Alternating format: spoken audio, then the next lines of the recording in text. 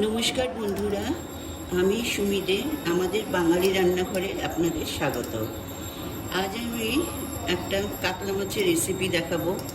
একদম হালকা, এখন তাপমাত্রা 40°C, মানে বিশাল গরম।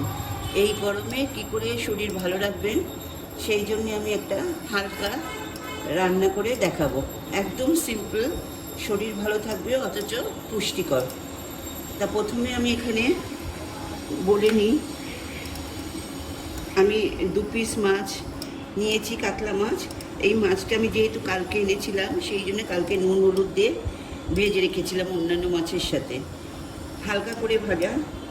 তাহলে এবার এখানে আমি তেল দিয়েছি 1 টেবিল স্পুন মতো আমি এখানে তেল দিয়েছি। এবার এতে আমি দেবো 2টো কাঁচা লঙ্কা, এতে কোনো শুকনো লঙ্কা চলবেই না, একদম হালকা। আর দেবো 1/2 টিস্পুন মতো জিরে। অ্যাকচুয়ালি এটা আমি রাঁধুনি দিয়ে করব, কাতলা রাঁধুনি এই নামেই বলি। তাহলে এটা আমি একটু জিরে ফোড়ন দিলাম। এর সাথে আপনারা সবজি দিতে পারেন, আমি শুধু আলু দিলাম। গরমে কেউ সবজি খেতে চায় না খুব একটা, কিন্তু যেহেতু একটু ঝোল করবো সেহেতু আমি শুধু আলু দিলাম। আচ্ছা, এবার বলে রাখি, আলুটাও আমি বাজার থেকে এনে কেটে ধুয়ে আবার গরম জলে, ফুটান্ত গরম জলে দিয়ে ধুয়েছি, যাতে বাইরের জাম টাম নোংরা টোংরা না থাকে। আচ্ছা, ঝোলের আলু বেশি ভাজার দরকার হয় না। এখানে আমি বলেই দিলাম কোনো মশলা দেব না, জাস্ট একটা রাঁধুনি বাটা দেব। এখানে আমি 1 টিস্পুন মতো রাঁধুনি বেটে রেখেছি জল দিয়ে।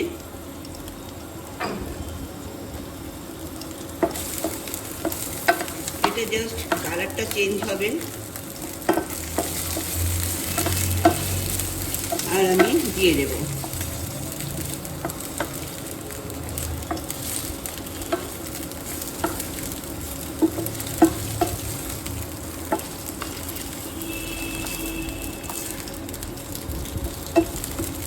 তাহলে এবার হয়ে গেছে।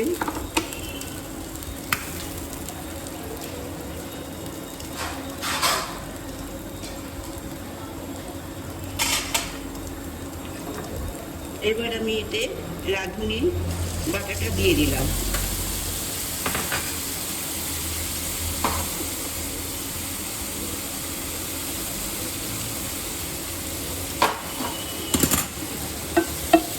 মশলা একদম কিচ্ছু নেই, শুধু জিরে ফোড়ন আর লঙ্কা আর 1 টিস্পুন রাঁধুনি বাটা, আর কিচ্ছু না।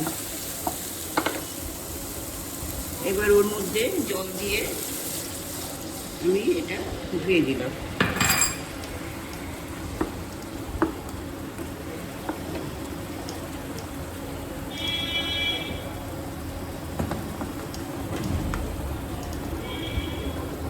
এবার এতে হলুদ দেবো, 1/2 টিস্পুন মতো হলুদ দিলাম।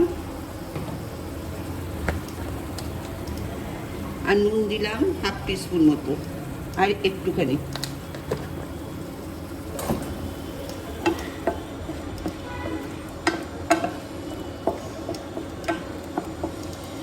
আচ্ছা, এটা আমি ঝোল ঝোল করবো, পাতলা ঝোল। আপনারা সবাই জানেন আমি গরম জলে করি, এই জন্যে গরম জল দিয়ে দিলাম।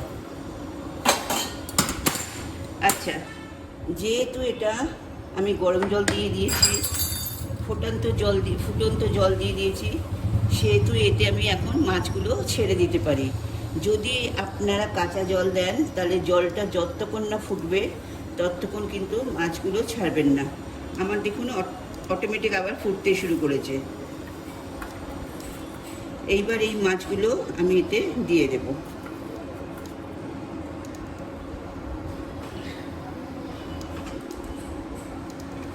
দিয়ে ঢাকা দিয়ে দিলাম। 5 মিনিট বাদে ফিরে আসছি। আমি 5 মিনিট বাদে ফিরে এলাম। দেখুন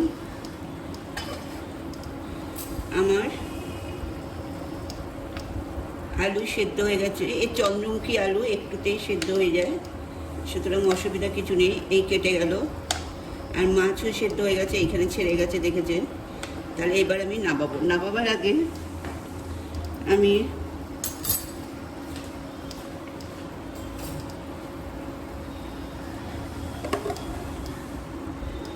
একটু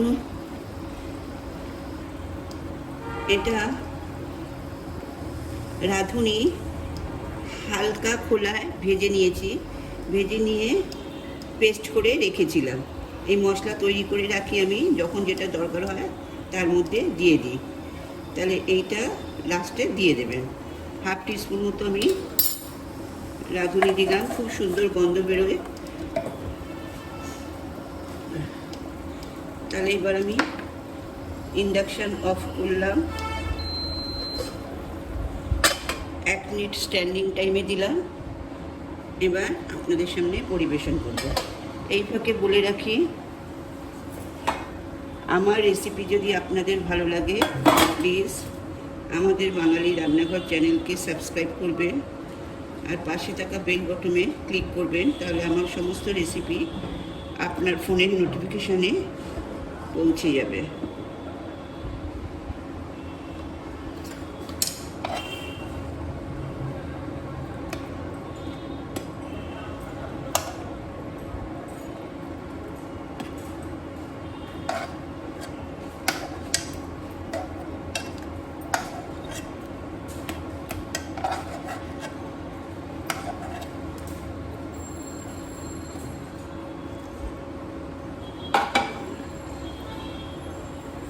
তাহলে